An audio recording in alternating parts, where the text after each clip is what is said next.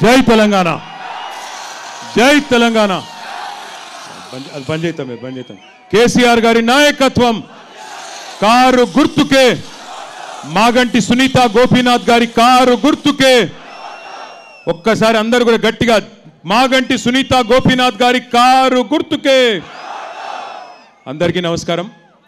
వెంగళరావు నగర్ డివిజన్లో ఈరోజు ఇంత అద్భుతంగా స్వాగతం పలికి మా అందరికీ కూడా కొత్త ఉత్సాహాన్ని ఇచ్చి, ఎవరు ఎన్ని ప్రచారాలు చేసినా, ఎన్ని రకాల జిమ్మిక్కులు చేసినా ఖచ్చితంగా 14 తారీఖు నాడు గెలుపు మాగంటి సునీత గోపీనాథ్ గారిదే, ఖచ్చితంగా గెలుపు కేసీఆర్ గారిదే అని చెప్పి దుమ్ము రేపి స్వాగతం పలికిన మా వెంగళరావు నగర్ డివిజన్ ఆడబిడ్డలకు, అన్నదమ్ములకు పేరు పేరున ముందుగా నా హృదయపూర్వకంగా తల వంచి నమస్కారం చేస్తా ఉన్నా.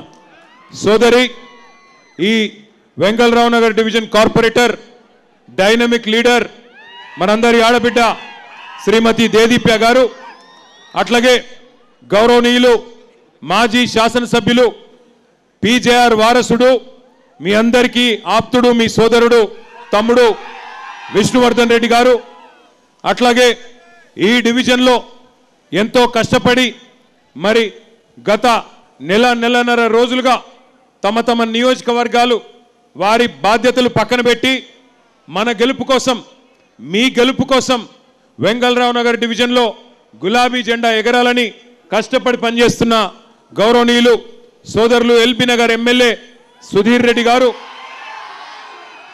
మిర్యాలగూడ మాజీ ఎమ్మెల్యే గౌరవనీయులు భాస్కర్ రావు గారు, గౌరవ మాజీ మంత్రివర్యులు పెద్దలు అన్న మేడ్చల్ శాసనసభ్యులు చామకూర మల్లారెడ్డి గారు, మాజీ మంత్రివర్యులు పెద్దలు శ్రీ ఎర్రబెల్లి దయాకర్ రావు గారు, కోరుట్ల శాసనసభ్యులు సోదరులు డాక్టర్ సంజయ్ గారు, అట్లాగే వికారాబాద్ మాజీ శాసనసభ్యులు సోదరులు ఆనంద్ గారు, ఇంకా గౌరవనీయులైన ఎమ్మెల్సీ సోదరుడు తాత మధు గారు, ఇంకా నేను ఎవరెవరి పేర్లు అయితే చెప్పలేదో వాళ్ళు లాస్ట్కి చెప్దాం అనుకున్నాను.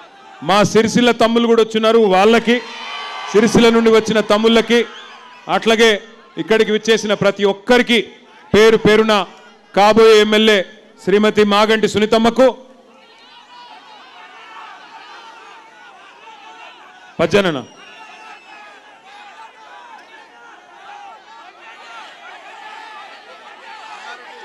మల్లన్న,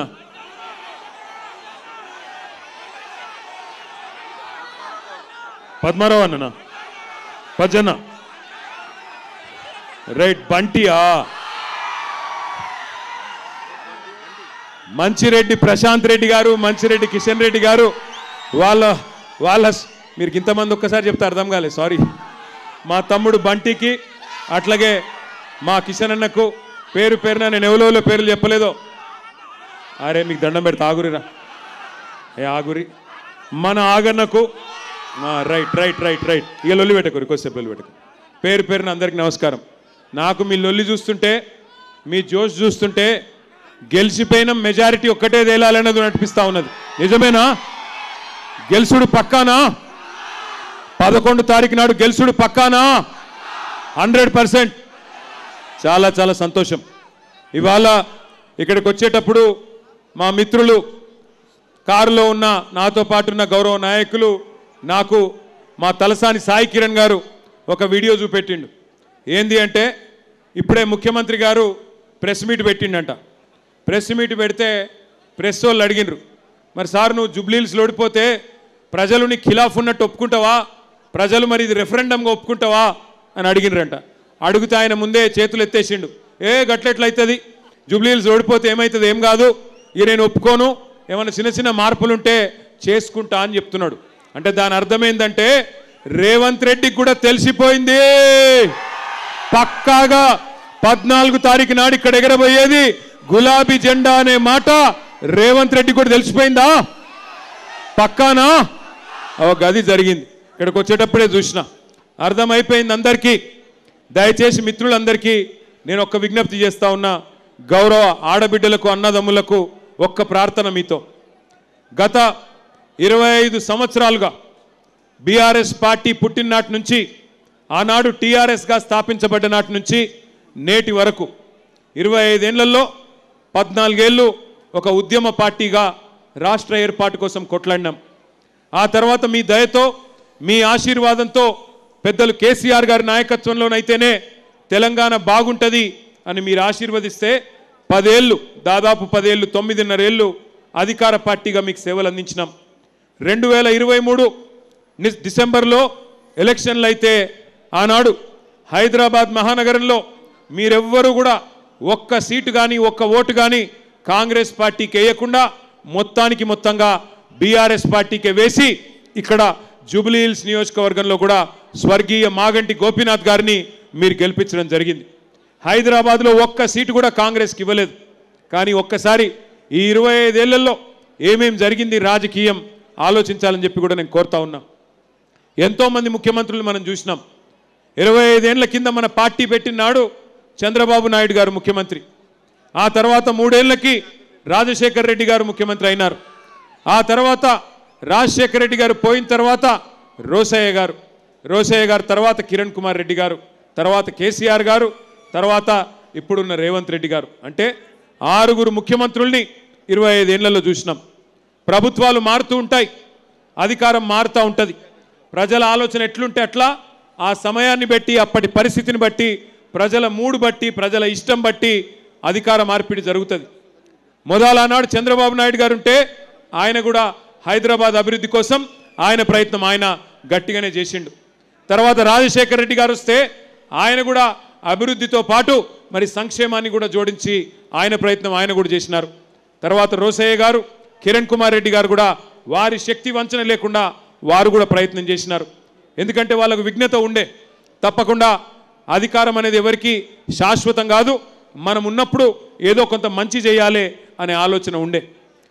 తర్వాత కేసీఆర్ గారు 2014లో మీ ఆశీస్సులతో ముఖ్యమంత్రిగా వారు బాధ్యత తీసుకున్నారు.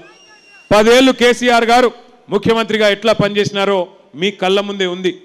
200 ఉన్న పెన్షన్ని పేదలని కడుపులో పెట్టుకొని చూసుకోవడానికి 2000 రూపాయలు చేసింది కేసీఆర్ గారు. ఒక ఆడపిల్ల పెళ్లి చేసుకుంటే ఆ కుటుంబానికి కష్టం రావద్దు, ఆ కుటుంబం ఇబ్బందుల పాలు కావద్దు, అప్పుల పాలు కావద్దు అని ఆలోచించి 1,116 రూపాయలు ఎవరు అడగకపోయినా దాదాపు 15 లక్షల మంది ఆడబిడ్డల పెళ్లిళ్ళు కళ్యాణ లక్ష్మి షాదీ ముబారక్ పేరుతో చేసింది కేసీఆర్ గారు. ఆ తర్వాత అదే ఆడబిడ్డ కడుపులో ఒక బిడ్డ పడితే మరి కేసీఆర్ కిట్టిచ్చి అమ్మ ఒడి అని ఒక ప్రోగ్రాం పెట్టి ఇంటికే బండిని పంపి ఆ బండిలో ఆడబిడ్డను ఎక్కించుకొని నేను బోను బిడ్డో సర్కారు దవాఖానకు అనే పరిస్థితి నుంచి నేను సర్కారు దవాఖానకి పోతా, అక్కడ ప్రసూతి అయితేనే అక్కడ బిడ్డని కంటేనే మా మేనమామ కేసీఆర్ ఇచ్చే కేసీఆర్ కిట్ వస్తుంది, మగబిడ్డ పుడితే 12,000, ఆడబిడ్డ పుడితే 13,000 రూపాయలు అని చెప్పి పెద్ద ఎత్తున మా ఆడబిడ్డలు దగ్గర 15 లక్షల మంది ప్రసూతి ప్రభుత్వ ఆసుపత్రుల్లో పొంది కేసీఆర్ కిట్లు అందుకున్న విషయం మీకు గుర్తుంది. అట్లాగే కేవలం సంక్షేమమే కాకుండా మరి పెద్ద ఎత్తున భావితరాల కోసం హైదరాబాద్ మహానగర అభివృద్ధి కోసం ఎన్నో అభివృద్ధి కార్యక్రమాలు చేసుకున్నాం. హైదరాబాద్లో దాదాపు 42 ఫ్లైఓవర్లు, షేక్పేట ఫ్లైఓవర్తో సహా 42 ఫ్లైఓవర్లు మనం కట్టుకున్నాం. అట్లాగే మెట్రో రైలు నిర్మాణం చేసుకున్నాం. మీ జూబ్లీ హిల్స్ నియోజకవర్గంలో 8.5 కిలోమీటర్లు మెట్రో రైలు కూడా నిర్మాణం పూర్తి చేసుకున్నాం. అట్లాగే బ్రహ్మాండమైన దవాఖానా మీ వెంగళరావు నగర్ డివిజన్లోనే కరోనా వచ్చిన తర్వాత హైదరాబాద్లో ఇంకా ఆసుపత్రుల సంఖ్య పెరగాలి అని చెప్పి 1000 పడకల ఆసుపత్రి మీ వెంగళరావు నగర్ డివిజన్లోనే 900 కోట్ల రూపాయలతో 1000 పడకల ఆసుపత్రి కూడా కట్టించింది కేసీఆర్ గారు. దాంతోపాటు హైదరాబాద్ మహానగరంలో పరిశ్రమను పెంచుకున్నాం. ఐటీ రంగాన్ని దూసుకొని పోయే విధంగా మన ప్రభుత్వం వచ్చినాడు 2014లో ఐటీ పరిశ్రమ కేవలం 3,20,000 మంది పనిచేసేది. కానీ మన ప్రభుత్వం దిగిపోయే నాటికి దగ్గర 9.5 లక్షల మంది ఐటీ ఉద్యోగులు ఇక్కడ పనిచేసే విధంగా, అంటే కొత్తగా 6 లక్షల పైచిలకు ఐటీ ఉద్యోగాలు సృష్టించి బెంగళూరు నగరాన్ని దాటే విధంగా అద్భుతంగా పనిచేసుకున్నాం. ఐటీ ఎగుమతులు మన ప్రభుత్వం ఆనాడు 2014లో వచ్చినాడు కేవలం 57,000 కోట్లు. దాన్ని 2023 నాటికి 2,41,000 కోట్లకు తీసుకొని పోయినాం. ఏం జరిగింది? ఐటీ పెరిగితే రియల్ ఎస్టేట్ పెరిగింది, ఐటీ పెరిగితే హోటళ్ళు బాగుపడ్డాయి, ఐటీ పెరిగితే 6 లక్షల మంది పిల్లలు మన తెలుగు వాళ్ళు బయటి రాష్ట్రాల వాళ్ళు మన హైదరాబాద్కి వచ్చి ఇక్కడ కొలువులు చేస్తే మరి మన హైదరాబాద్లోని వ్యాపారాలు చిన్న చిన్న వ్యాపారాలు హోటళ్ళు రెస్టారెంట్లు మెడికల్ షాపులు అన్నీ కలకలలాడుతూ మన జేబుల్లో పైసలు గిలగిల్లాడినాయి. 10 ఏళ్ళు బ్రహ్మాండంగా హైదరాబాదు తెలంగాణ అభివృద్ధిలో దూసుకొని పోయింది. ఆనాడు అద్భుతంగా భారతదేశానికే ఆదర్శంగా నిలబడ్డది. ఒకవైపు హైదరాబాదు, మరొక వైపు పల్లె ప్రగతి లాంటి కార్యక్రమాల ద్వారా పల్లెలు బాగు చేసుకున్నాం, పట్టణాలు బాగు చేసుకున్నాం, పచ్చదనం పెంచుకున్నాం, పర్యావరణం కాపాడుకున్నాం. 10 ఏళ్ళు సుకూన్గా ఉన్నాం. బ్రహ్మాండంగా పేదవాడు కడుపు నిండా అన్నం తింటానంటే 5 రూపాయలకే బువ్వ పెట్టే అన్నపూర్ణ సెంటర్ పెట్టుకున్నాం. బస్తీల్లో ఉండే పేదవాళ్లకు సుస్థి చేస్తే 350 బస్తీ దవాఖానాలు పెట్టుకున్నాం. ప్రైవేటు మెడికల్ డయాగ్నాస్టిక్ సెంటర్లకు పోయే అవసరం లేకుండా డయాగ్నాస్టిక్ సెంటర్లు పెట్టుకొని గరీబోళ్లను కడుపులో పెట్టుకొని చూసుకున్నాం ఆనాడు. అందుకే ఒకసారి కాదు 2 సార్లు జిహెచ్ఎంసీలో ఇదే వెంగళరావు నగర్ డివిజన్ నుంచి గులాబీ జెండానే గెలిపించినారు మీరు. 2 సార్లు 18లో 23లో మాగంటి గోపీనాథ్ గారికి బ్రహ్మాండమైన విజయం అందించింది ఇదే వెంగళరావు నగర్ డివిజన్. ఇది 10 ఏళ్ల మన ట్రాక్ రికార్డ్. నిన్న నేను ప్రజెంటేషన్ ఇచ్చిన 10 ఏళ్లలో బీఆర్ఎస్ ప్రభుత్వం జూబ్లీ హిల్స్లో ఏం చేసింది అంటే అన్ని కలిపి సంక్షేమము అభివృద్ధి. సంక్షేమం అంటే బతుకమ్మ వస్తే హిందూ ఆడబిడ్డలకు బతుకమ్మ చీర పెట్టుకున్నాం, రంజాన్ వస్తే ముస్లిం ఆడబిడ్డలకు రంజాన్ తోఫా ఇచ్చుకున్నాం, క్రిస్మస్ వస్తే క్రిస్టియన్ ఆడబిడ్డలకు క్రిస్మస్ కుటుంబాలకు క్రైస్తవ కుటుంబాలకు క్రిస్మస్ కానుక ఇచ్చుకున్నాం. అట్లా కడుపులో పెట్టుకొని గరీబులను బ్రహ్మాండంగా చూసుకున్నాం. పెద్దవాళ్ళు పేదవాళ్ళు అనే తేడా లేకుండా హైదరాబాద్ని ఒక ఎకనామిక్ ఇంజన్గా పెంచుకున్నాం. మరి 2 ఏళ్ళైంది కాంగ్రెస్ ప్రభుత్వం వచ్చి. మీరు ఆలోచించాలని చెప్పి నేను కోరుతా ఉన్నా. దయచేసి ఆలోచించండి. 2 ఏళ్ల ఈ కాంగ్రెస్ ప్రభుత్వంలో రేవంత్ రెడ్డి గారు ముఖ్యమంత్రి అయిన తర్వాత ఎవరికైనా మంచి జరిగిందా ఆలోచించండి. ఎన్ని మాటలు చెప్పి అరిచేతిలో వైకుంఠం చూపెట్టి ఎన్ని దొంగ హామీలు ఇచ్చి అడ్డగోలు మాటలు చెప్పి గద్దెకెక్కినరో ఒక్కసారి ఆలోచించండి. ఎన్ని హామీలు, ఎంతమందిని మోసాలు, ఎంతమందిని బుకాయించే ప్రయత్నం చేసినారో ఒక్కసారి వారి మాటల్లోనే మీరు వినండి అని చెప్పి నేను కోరుతా ఉన్నా. రేవంత్ రెడ్డి గారు వీడియో పెట్టమ్మా. ఈ గ్యారంటీ పత్రం మీకు ఇస్తారు, ఇది దాచి పెట్టండి. పోలింగ్ బూతుల ఓటు వేయడానికి పోయినప్పుడు దీనికి దండం పెట్టండి, పూజ చేయండి. దేవుడా మా కష్టాలు తీరాలి, ఇందిరమ్మ రాజ్యంలో ఈ 6 గ్యారంటీలు అమలు కావాలి అని మనం దేవుడిని మొక్కుకొని దీనికి పూజ చేసి డిసెంబర్ 9, 2023 ఉదయం 10:30 గంటలకు ఇందిరమ్మ రాజ్యం 6 గ్యారంటీల మీద తొలి సంతకం పెడుతుంది. 100 రోజుల్లో ఈ పథకాలను అమలు చేస్తా. మీ ఇంటికి తీసుకొని వచ్చి మీ ఇంట్లో వివరాలు రాసుకొని ఈ కార్డు మీ ఇంట్లో ఇచ్చి రావటం జరుగుతుంది. ప్రతి ఇంటికి ప్రతి కాంగ్రెస్ కార్యకర్త వచ్చి ఈ కార్డు ఇస్తాడు. దయచేసి నేను ప్రజలందరికీ విజ్ఞప్తి చేసేది ఏంటంటే ఈ కార్డు చాలా అత్యంత విలువైనది. ఈ గ్యారంటీ కార్డుని అత్యంత భద్రంగా భద్రపరచుకోండి. 3 నెలలు జాగ్రత్తగా దీన్ని కాపాడుకోండి. మా ప్రభుత్వం రాగానే మీరు ఈ గ్యారంటీ కార్డు తీసుకొని రాగానే అందరికీ 100 రోజుల్లో దీన్ని అమలు చేసేటువంటి కార్యక్రమం చేయబోతా ఉన్నాం.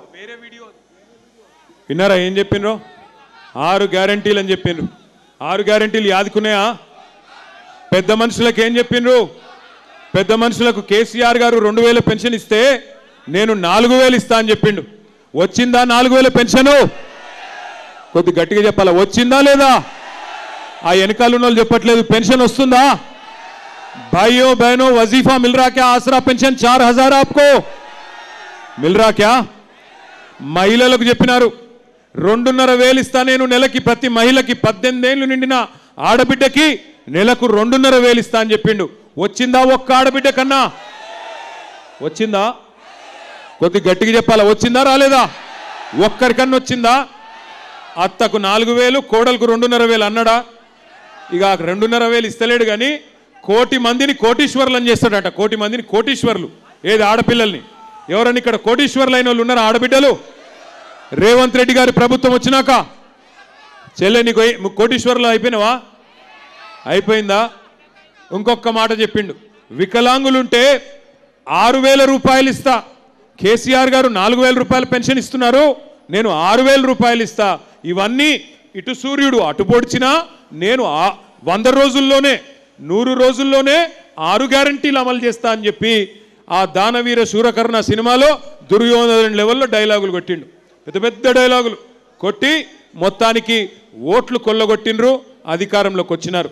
మరి అధికారంలోకి వచ్చిన 2 ఏళ్లలో ఏం చేసినారయ్యా కాంగ్రెస్ ప్రభుత్వం అంటే, ఇవాళ మొత్తంగా చూస్తే హైదరాబాద్ని బర్బాద్ చేసి, హైదరాబాద్లోని వ్యాపారాలు దివాలా తీసే విధంగా చేసి, రియల్ ఎస్టేట్ను కుదేలు చేసి, 162 మంది ఆటో డ్రైవర్లు ఆత్మహత్యలు చేసుకునేటట్టు చేసి, 1000 గురుకుల పాఠశాలలు ఏవైతే కేసీఆర్ గారి టైంలో అద్భుతంగా కట్టినామో వాటిల్లో ఇవాళ పిల్లలకు సౌలత్ లేకుండా చేసి, 100 మంది పిల్లలు ఆత్మహత్య చేసుకునే విధంగా చేసి, చివరికి 700 మంది రైతులు, అగో మా దయాకర్ రావు గారు అక్కడ నిల్చొని కనబడతా ఉన్నారు, మాజీ పంచాయతీరాజ్ మంత్రి.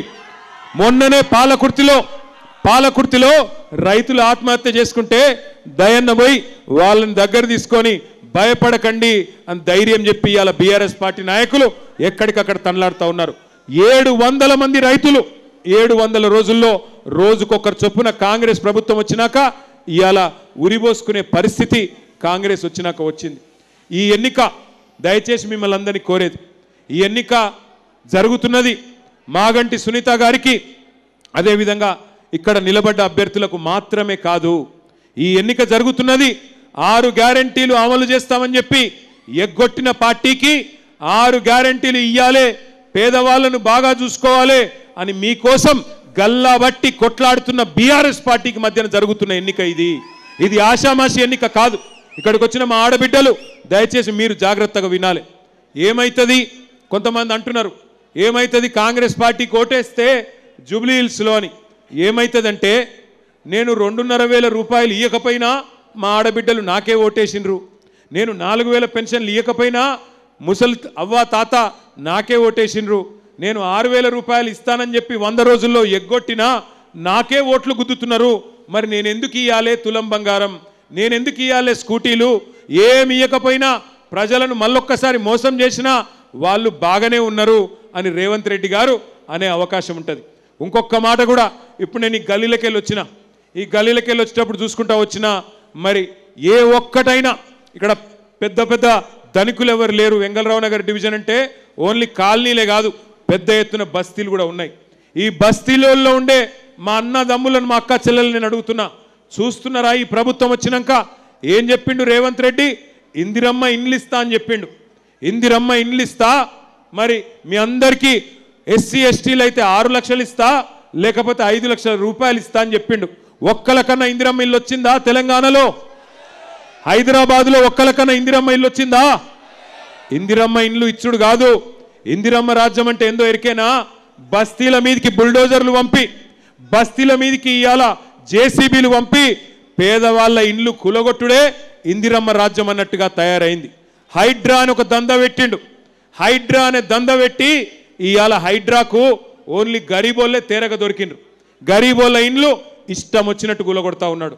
నేను చెప్పుడు కాదు, 2 ఏళ్ల 1000 ఇండ్లు రేవంత్ రెడ్డి ఎట్లా కూలగొట్టిండో ఒక్కసారి ఈ వీడియోలలో చూపెడతా, మీరు చూడాలని చెప్పి నేను కోరుతా ఉన్నా.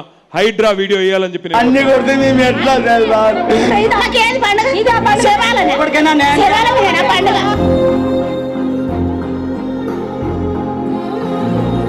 అయ్యా రేవంత్ రెడ్డి గారు మీకు ఓటేసి గెలిపించినందుకు మాకు శిక్ష చేస్తారా? మాకు చెప్పండి అయ్యా, గెలిపించండి.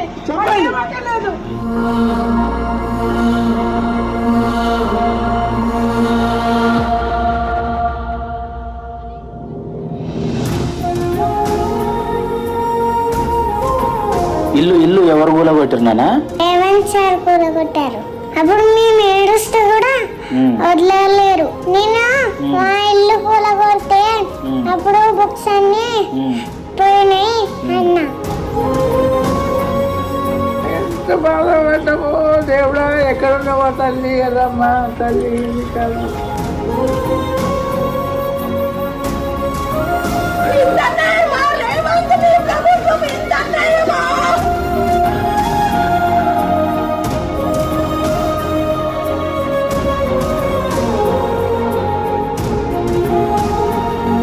कैसे आप सब घर दिए गरीबों को चाबियां दिए, रेवंत रेड्डी साहब आके हमारे घर तोड़ दे रहे लोगों के, 250 घर तोड़ दे रहे, हम पैसे लगा के बनाए। केसीआर साहब तो फुगट में दिए, फिर क्या करे रेवंत रेड्डी? ఇచ్చేది వాళ్ళు, కూల్చేది వాళ్ళు, చంపేది కూడా వాళ్ళైతే బాగుండు, చంపేయండి వదిలిపోద్ది.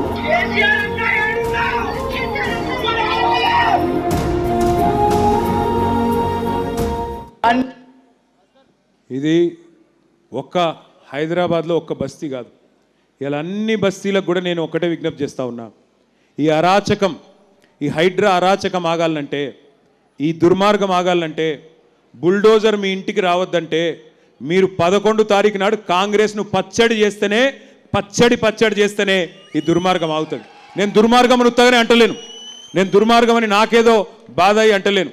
ఒక్క మాట నేను చెప్తా, గరీబోళ్ళు అల్కగా దొరికినారు హైడ్రాకు, అదే పెద్ద పెద్దోళ్ళు నేను ఒక్కసారి వాళ్ళవి కూడా చూపెడతా, వాళ్ళ కాడికి మాత్రం పోతలేదు హైడ్రా. ఇగో ఈయన పేరు పొంగులేటి శ్రీనివాసరెడ్డి, అగో చెరువు మొత్తం ఆక్రమించి ప్యాలెస్ కట్టిండు పొంగులేటి. చూడురు ఒక్కసారి మీరు ఆ మీద చూడురి.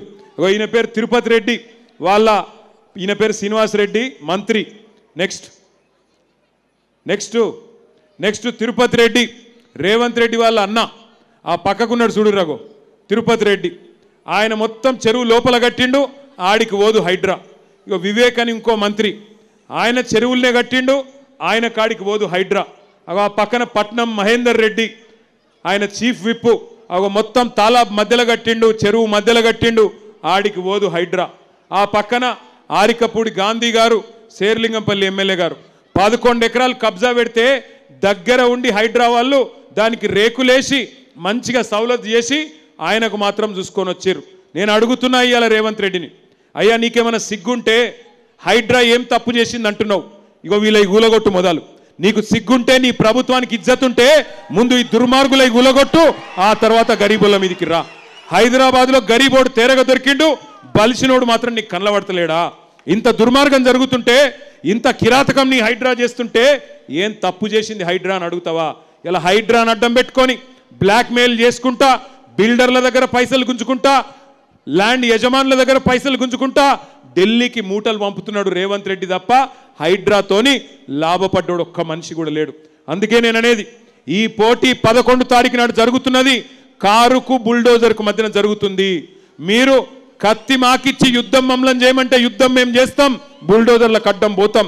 కానీ కత్తి ఇంకొకరికిచ్చి యుద్ధం నువ్వు చేయి బిడ్డ అంటే మాకు చెయ్యరాదు.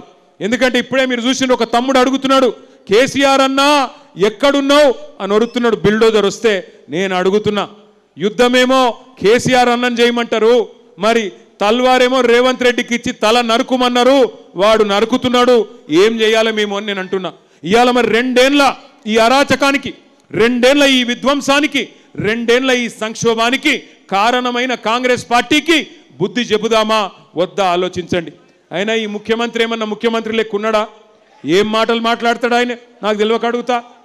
మొన్న చెప్తున్నాడు, మా తమ్ముళ్ళు చెప్పాలి, ఆయన మంత్రి చేసిండు అజారుద్దీన్ని, మన దెబ్బకు అజారుద్దీన్ బైసాబ్ను మంత్రి చేసినాక చెప్తున్నాడు, మొన్న మీటింగ్లో వెంగళరావు నగర్లో నేను చూసిన, అజారుద్దీన్ అట వరల్డ్ కప్ తెచ్చిండట. ఇక ఏం చెప్పాలి? రేవంత్ రెడ్డి మాటలలో నిజాయితీ ఎంత ఉంటుందంటే నేతి బీరకాయల నెయ్యి ఎంత ఉంటుందో రేవంత్ రెడ్డి మాటలలో నిజాయితీ కూడా గట్లే ఉంటుంది. ఒక అజారుద్దీన్ ముచ్చటనే కాదు, ఇటువంటి ముఖ్యమంత్రి బహుశా దేశంలో ఎవరు లేరు. చాలా విచిత్రమైన మాటలు మాట్లాడతాడు ఈయన. నేను ఒక 2-3 చూపెడతా మీకు ఆయన మాటలు, భయం అవుతుంది మీది మీకు గిసుంటోడా అని చెప్పి.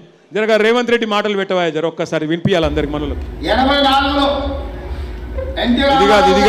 ఇది కాదు ఇంకో తిరిమొర్రి మాటలు మాట్లాడింది పెట్టి, ఇది మళ్ళీ చూపెడతాం.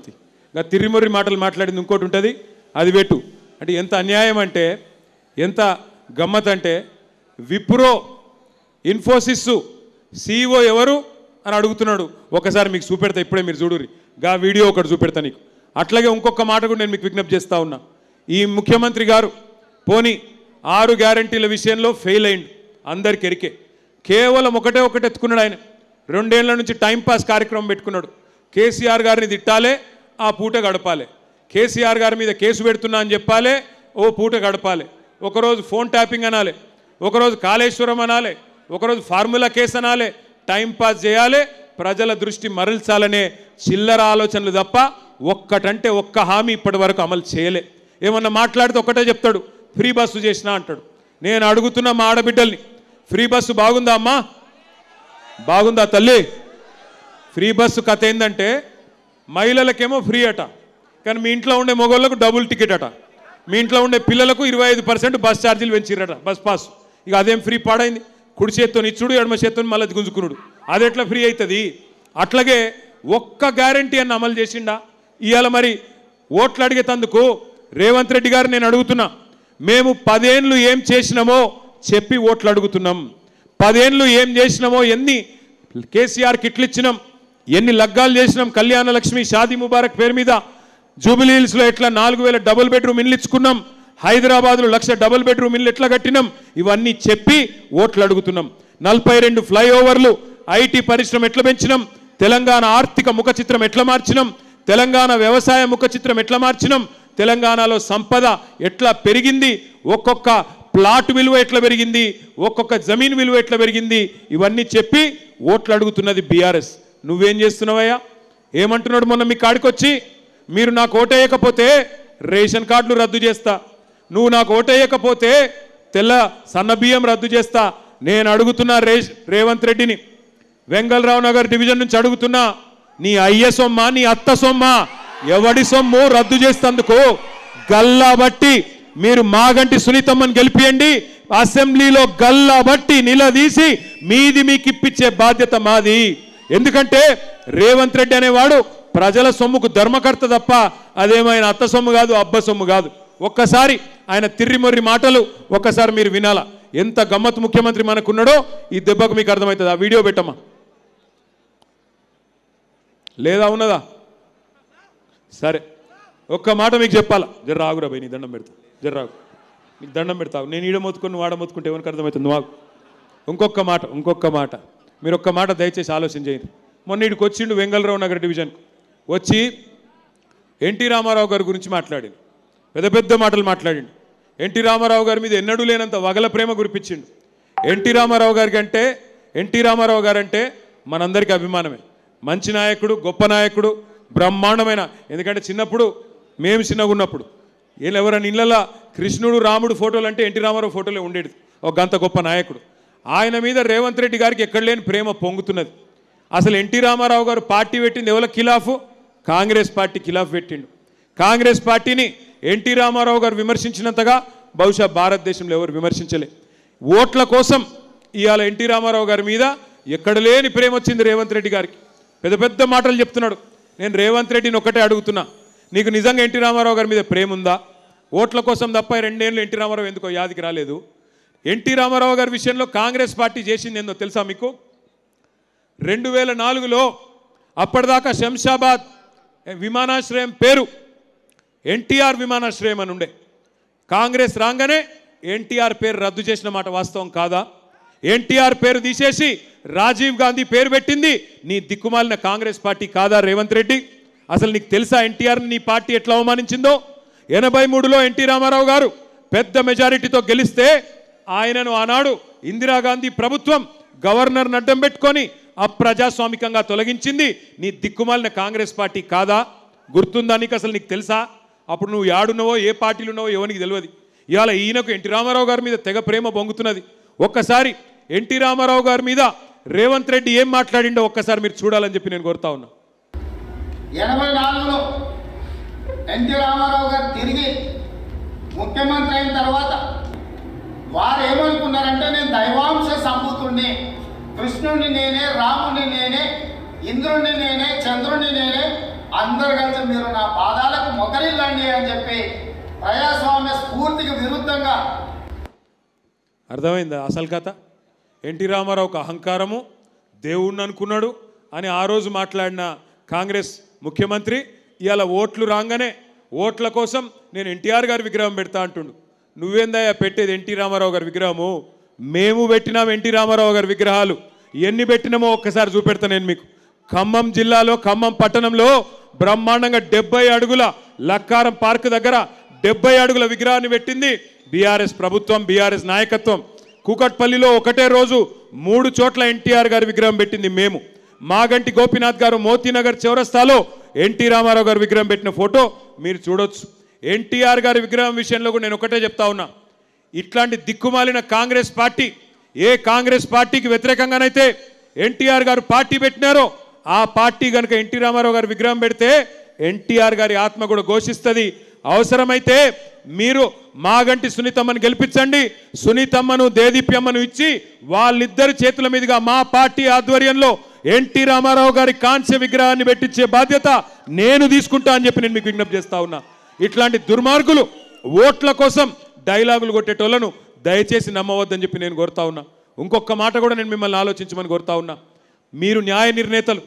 10 ఏళ్ల కేసీఆర్ గారి ప్రభుత్వ పరిపాలన మీ కండ్ల ముందే ఉన్నది. 2 ఏళ్ల ఈ దుర్మార్గ పాలన మీ కండ్ల ముందే ఉన్నది. మీరు ఆలోచించండి. ఇవాళ ఎందుకు వేయాలి కాంగ్రెస్కు ఓటు?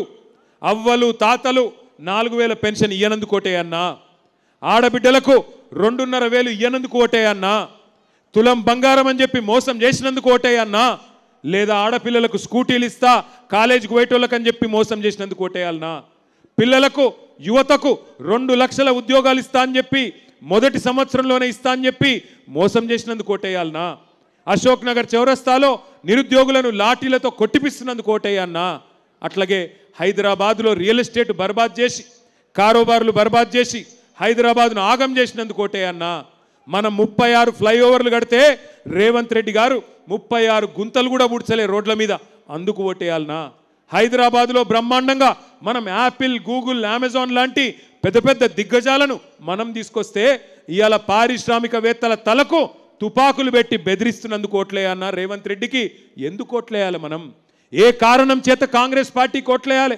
ఆటో వాళ్ళను చంపినందుకు ఓట్లేయన్నా, ఆర్టీసీ వాళ్ళని ఆగం చేసినందుకు ఓటేయన్నా, తెలంగాణలో అన్ని వర్గాలను నాశనం చేసినందుకు ఓటేయాలనా? ఎందుకు ఓటేయాలి? ఏ కారణం చేత ఓటేయాలి? ఆలోచించండి. నేను రేవంత్ రెడ్డిని కూడా అడుగుతున్నా, ఇక్కడ తిరుగుతున్న కాంగ్రెస్ నాయకుడిని కూడా అడుగుతున్నా. మాట్లాడుతూ ఒక్కటే డైలాగ్ కొడుతుండు, మాకు ఓటేస్తే వచ్చే 3 ఏళ్ళు మేమే గవర్నమెంట్లు ఉంటాం కాబట్టి మాకు అభివృద్ధి చేస్తాం. నేను అడుగుతున్న రేవంత్ రెడ్డి, నీకేమైనా సిగ్గుంటే ఈ ప్రశ్నకు సమాధానం చెప్పు. మీ ఎమ్మెల్యే మహబూబ్ నగర్ ఎన్ఎం శ్రీనివాసరెడ్డి చెప్తున్నాడు, కాంగ్రెస్ ఎమ్మెల్యే ఏమంటుండు, మాకు పెళ్లిళ్లకు పేరెంటాలకు పోయేందుకు తప్ప బుడ్డ పైస లేదు, గెలిచిన కాంగ్రెస్ ఎమ్మెల్యేలకు పని లేదు, ముఖ్యమంత్రి పైసలు ఇస్తలేడు, అభివృద్ధి లేదు, 2 ఏళ్ళు అయిపోయింది, ఏం చేయాలనో తెలుస్తలేదు మహబూబ్ నగర్ ఎమ్మెల్యే చెప్తున్నాడు. ఎల్లారెడ్డి ఎమ్మెల్యే మదన్ మోహన్ కాంగ్రెస్ ఎమ్మెల్యే, ఆయననేమో ముఖ్యమంత్రి గారు టైం ఇస్తలేడు, పైసలు ఇస్తలేడు, నాకు వరల్డ్ బ్యాంక్ వాళ్ళు, నాకు ప్రపంచ బ్యాంక్ వాళ్ళు ఒక 100 కోట్లు ఇవ్వండి అని ప్రపంచ బ్యాంకుకు ఉత్తరం రాసిండు. పక్కనే ఉంటుంది కంటోన్మెంట్లో ఉప ఎన్నిక వచ్చినప్పుడు ఇటువంటి కథలే చెప్పిండ్రు, పెద్ద పెద్ద కథలు చెప్పిండ్రు.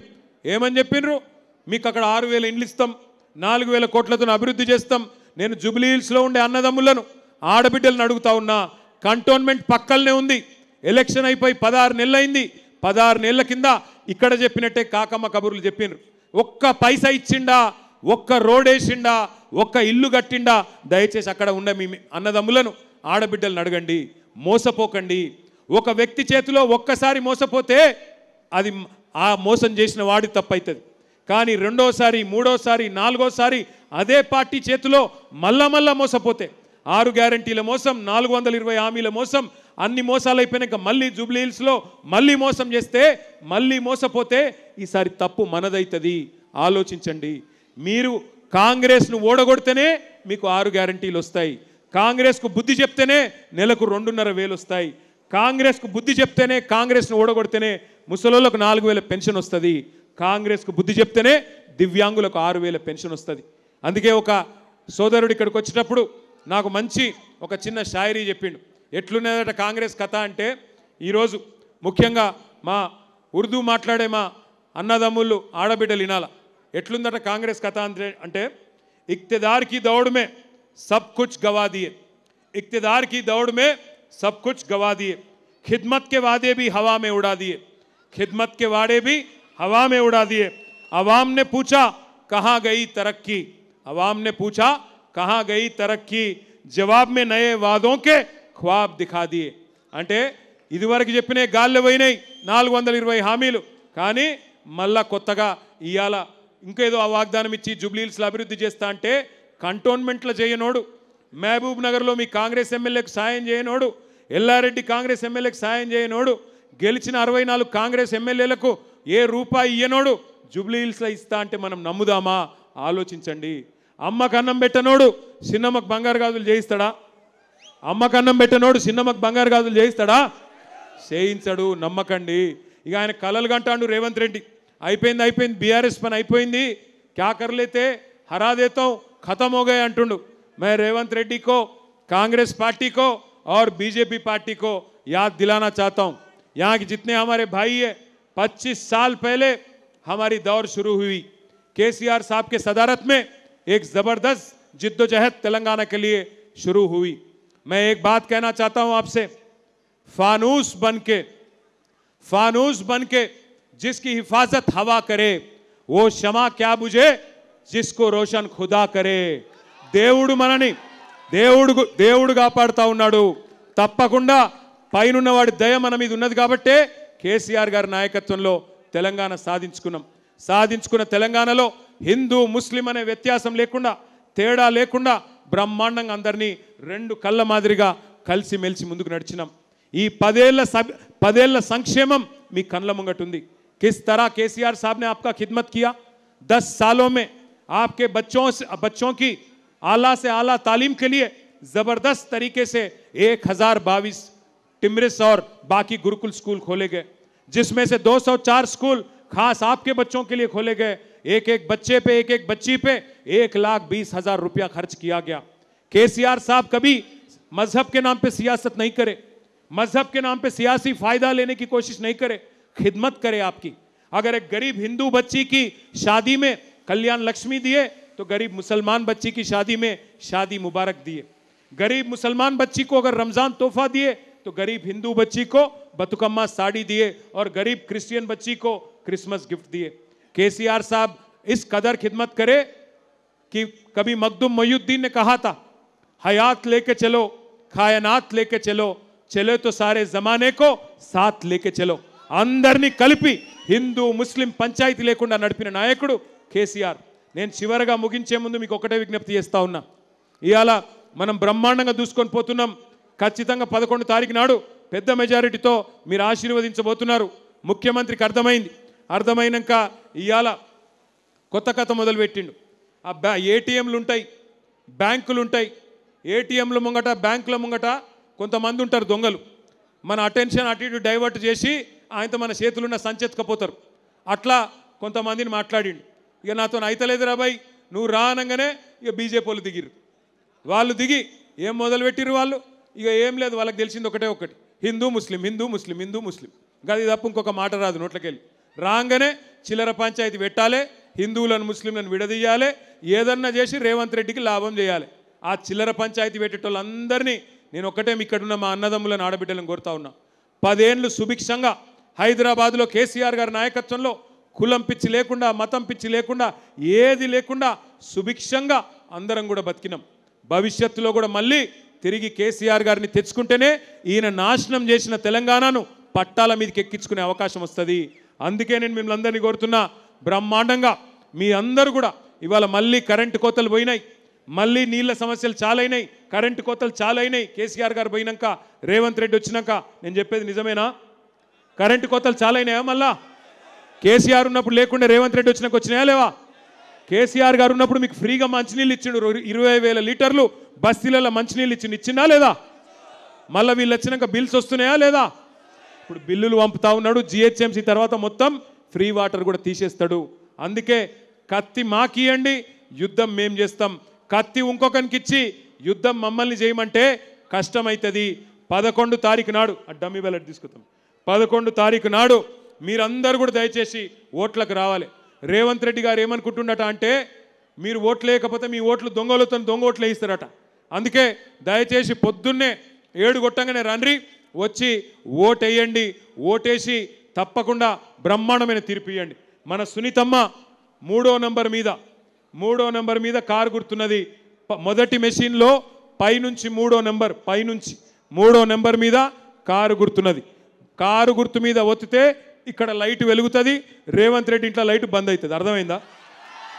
3 नंबर पे है कार, 3 नंबर पे है कार, अरे सुनाई ना दे रहा है भाई, 3 नंबर पे है कार, बाकी सब बेकार, 3 नंबर पे है कार। పక్కన ఉండే బండి సంజయ్ గుడి నిలబడతలేదు, గట్టిగా నూరి 3 नंबर पे है कार। पीछे से आवाज नहीं सुनाई दे रहा। 3 नंबर पे है कार, बाकी सब बेकार। पक्का ना? 3వ నంబర్ మీద కారు గుర్తున్నది. ఒక్కసారి కారు గుర్తు కోటేశ్వరులందరూ పిడికిలు లేపాల. జై తెలంగాణ. కారు గుర్తుకే కేసీఆర్ గారి నాయకత్వం, మాగంటి సునీత గోపీనాథ్ గారి కారు గుర్తుకే జై తెలంగాణ. Thank you Vengalrao Nagar. మీరందరూ కూడా దయచేసి ఓట్లకు రండి. 11th రోజు 14th రోజు మళ్ళీ రిజల్ట్ వస్తుంది, మళ్ళీ కలుసుకుందాం. జై తెలంగాణ.